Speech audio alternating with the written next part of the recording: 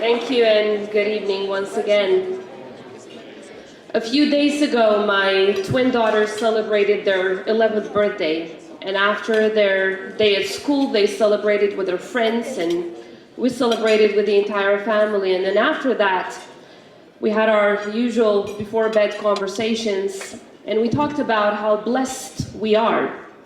Blessed that they are the very first generation in the history of the existence of our nation, the very first generation of children of Kosovo to be able to go to bed without the sound of firearms and shelling. The very first generation ever to be able to freely go to school. The very first generation ever to be able to freely speak their language. The very first generation ever to see their parents go to work without the fear of them being arrested or killed.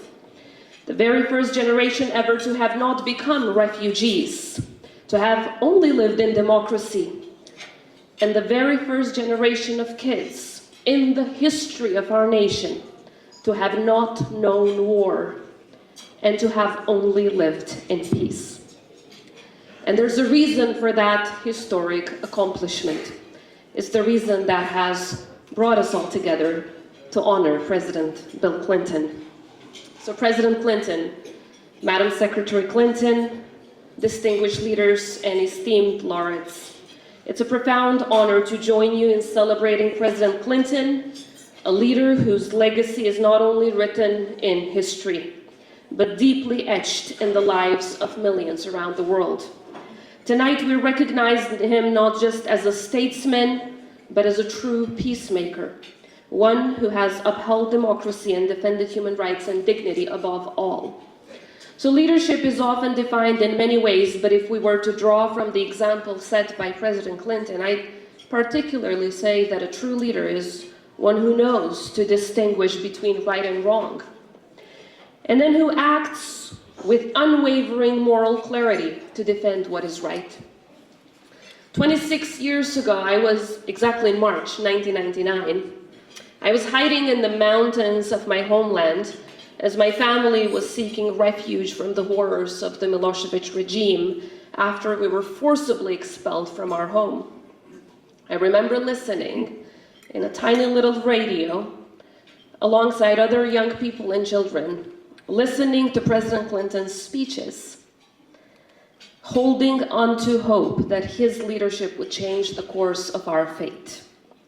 In those moments, had anyone told me that I would be standing right here today on behalf of the people of a free, independent, sovereign Republic of Kosovo, presenting this tribute to the men who became our savior, I would have thought it an impossible dream. Yet, here we are today, both honored and humbled, with an overwhelming sense of gratitude, saying thank you.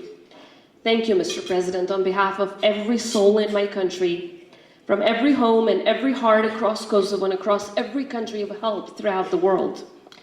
For the people of Kosovo, President Clinton and Madam Secretary Clinton are more than just allies. They're symbols of our freedom. President Clinton stands as a beacon of hope because when our people faced the horrors of genocide, he chose not to look away.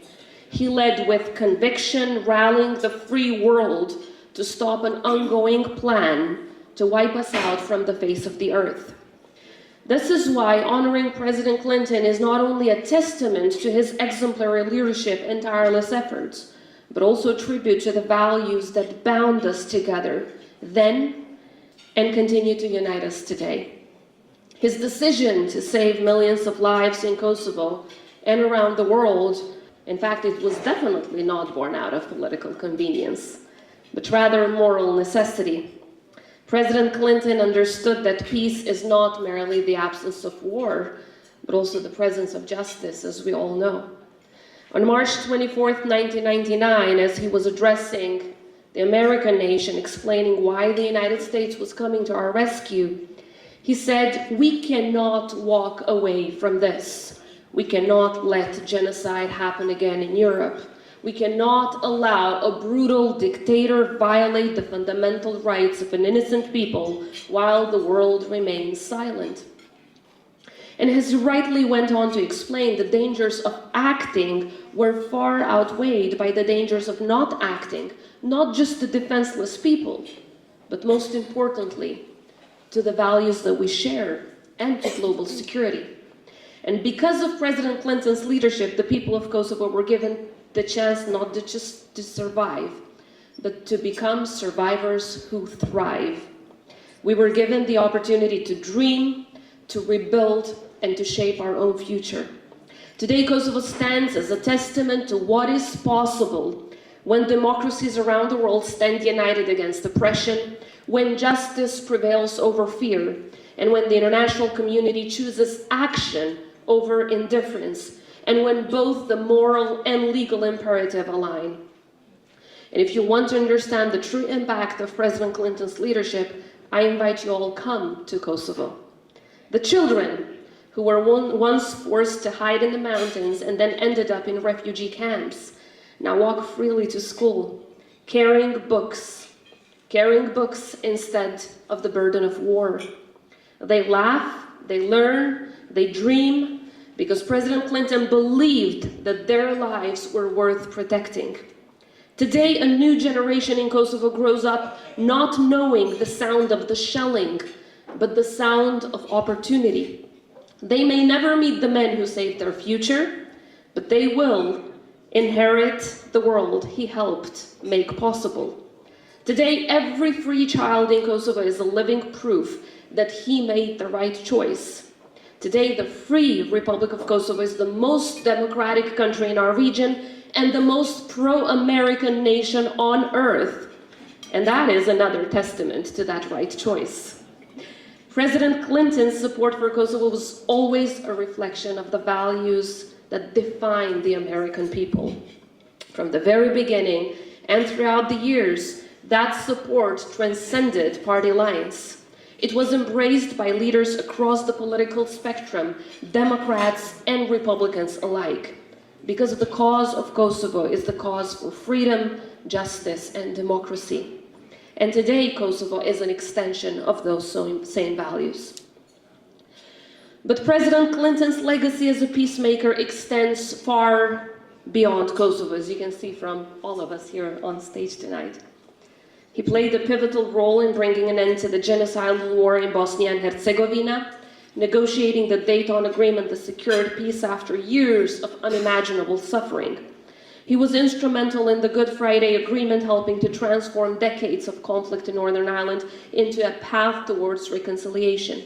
He championed self-determination for the people of Timor-Leste, and he worked tirelessly to bridge divides in the Middle East, always believing that diplomacy, dialogue, and determination could overcome even the most entrenched conflicts.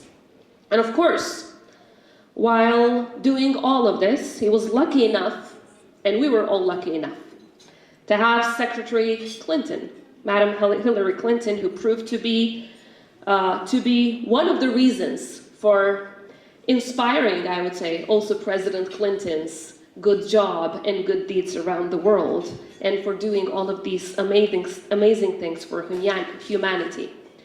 And I would say becoming the moral compass during some of the most challenging years that the world faced.